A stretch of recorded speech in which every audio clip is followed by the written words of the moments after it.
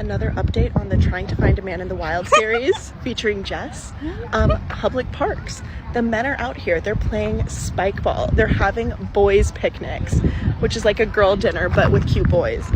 And I think that if a group of girls went to a cute park and there was a cute group of guys, you'd have a very, very strong success rate. Also, we are at a park in Seattle right now. One thing has become impossible to ignore. More women are dressing up, spending extra time in public places, lingering in coffee shops, browsing stores they never intended to buy from, and finding reasons to be seen. The expectation seems to be that attention will eventually find them. The difference now is that many men simply continue on with their day without feeling obligated to participate. We are losing men to peace. We are losing men to ourselves. Men no longer prioritize women. The man at peace is an unbuyable man. Some women are still thinking that men are in that scenario of chasing after, calling, despairing for the lack of a woman, for her absence, when in reality, today's man, he is increasingly valued. He understood that a woman is not the center of his life, that a woman is not the most important thing in the world. It is perfectly possible to live without one. Today's high-value man, he seeks to make money. He seeks to do business. He seeks to grow, to develop himself. He removed women from his focus. Today's man, he realized that his peace is worth more. There is no relationship that can buy his peace. Today's man, he is unbuyable. He is non-negotiable. The peace he chose for his life has become non-negotiable. If you are a woman and are waiting for a man to venerate you, a man to idolize you, a man to dote on you, I'm very sorry, but perhaps that won't happen.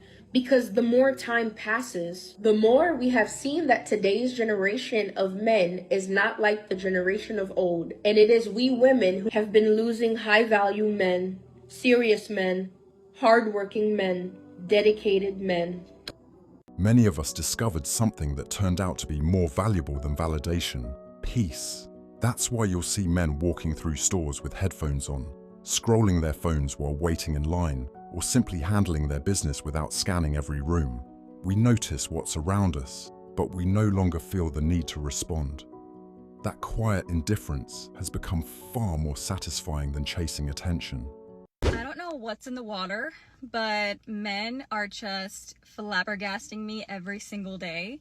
I just got done from the gym. I had a long week. I wanted to do a leg day and a sauna. And I got done, got my protein shake. I'm excited. And I'm in the elevator, and this guy is in the elevator.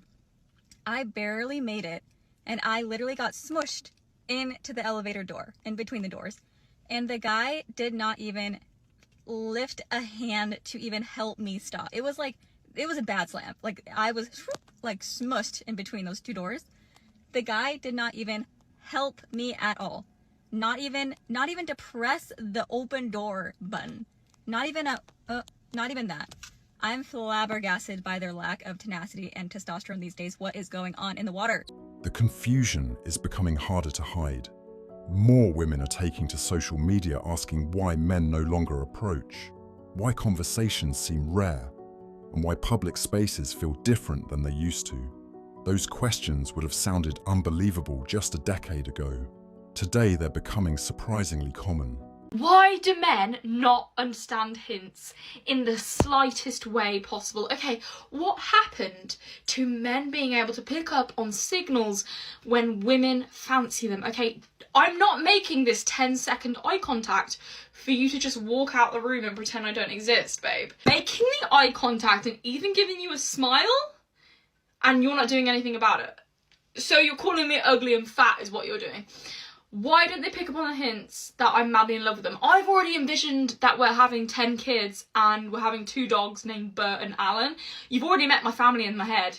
We're already married, we've already settled down on a farm, and I can see you milking cows, to be honest, in our future, but you're not even going to reciprocate that?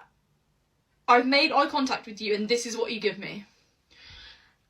Why do men not pick up on hints? Tell me why. Tell me why.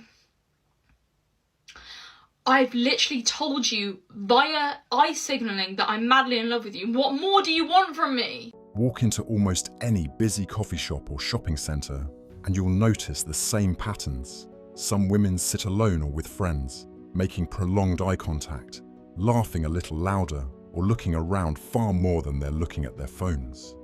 Body language has always been one way women signal interest.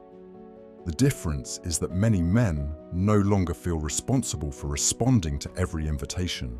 Men, you need to start spending more money on your women because science says it makes you happier. People who spent money on someone else rather than themselves, no matter the amount of money, whether it was $5 or $20, were considerably happier than those who spent the money on themselves. And this isn't just one study. Participants who recalled a time when they spent on others that had a positive impact were happiest. And another one, participants who were randomly assigned to spend money on others experienced greater happiness than those assigned to spend money on themselves. We're always talking about men's mental health, so this is really important. What else is also beneficial for men's mental health? Well, according to the science, married men are actually richer and they have about 10 times more household assets saved up over their lifetime than people who are divorced or have never been married. Married men are happier men. I'm talking very happy, twice as likely. And also, married men are healthier men, more likely to recover from diseases and just be healthier human beings. Key here, men, if you want to be successful, richer, and more healthy, you've got to start spending more money on your women. Send this to a man so that he can be aware of these facts and these studies. It's also worth paying attention to how statistics and research are presented. Numbers are often highlighted only when they support a particular narrative, while other data receives little attention. Healthy skepticism is reasonable regardless of which side is making the argument. Most men eventually recognize when they're being sold a story instead of the full picture. Why is gas $5 a gallon? And like, why do I have to pay rent? And why is rent so high? And why do I have to drive my car and get the gas that I have to get to go to the job that I have to pay for rent? Why do I have to do all of that stuff? And why are you making it so fucking expensive to do it? I don't even want to get out and pump my gas. It feels like getting out and just knowing someone's gonna fucking stab you. Why would you get out? This is beginning. This is the beginning of life. What am I supposed to do forever? I have to get a fucking horse.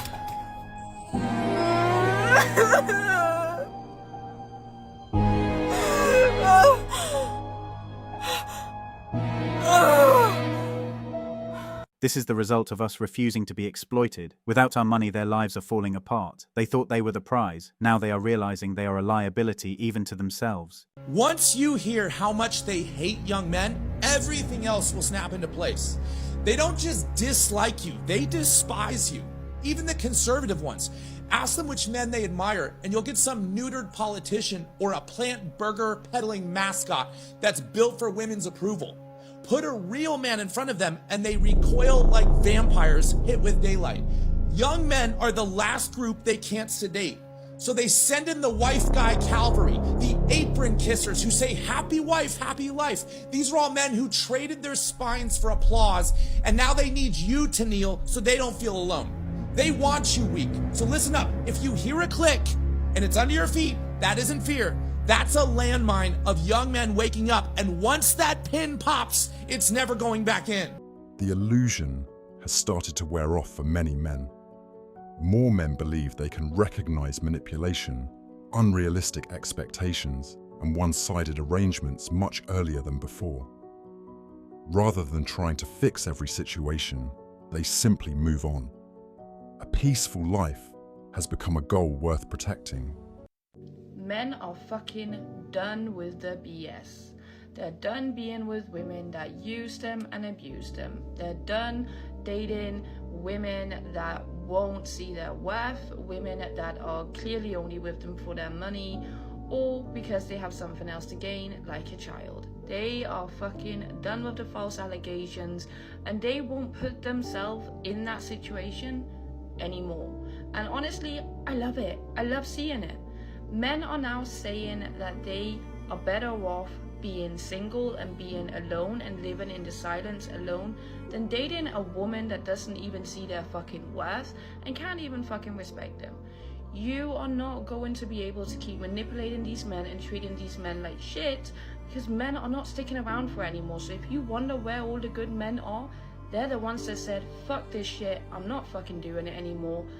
I'm good enough on my own and I'll be on. For many men today, the priority is straightforward. Protect your finances, protect your health, build meaningful friendships, and invest your time where it's appreciated. Whether someone agrees with that approach or not is ultimately their decision. Living an intentional life doesn't require permission from anyone else. If the message hit, like, comment, and subscribe. Thanks so much for watching, and I'll see you in the next video.